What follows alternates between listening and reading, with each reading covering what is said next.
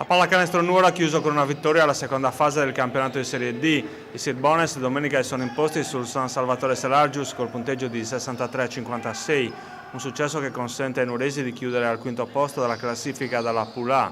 Ora la formazione allenata dai coach Marco Moledda e Davide Magia è pronta a giocarsi le proprie chance nei playoff.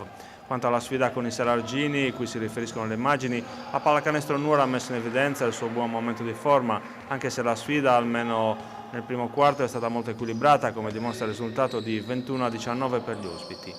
Nella seconda frazione i Silbones hanno accelerato e sono imposti col punteggio di 18-10, un sorpasso che ha mandato le due squadre al riposo lungo con la pallacanestro Nuoro in vantaggio sul 37-31.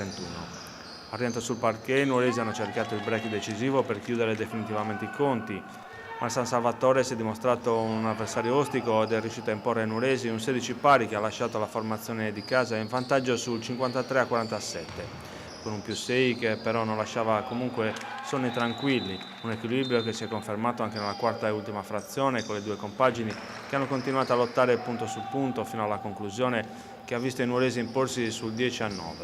Un risultato parziale che ha fissato il punteggio finale sul 63-56 per la pallacanestro Nuoro. Una vittoria meritata con Silzia sugli scudi, autore di 20 punti e miglior marcatore della gara. Adesso i nuoresi attendono il calendario dei playoff per dire la loro in chiave promozione.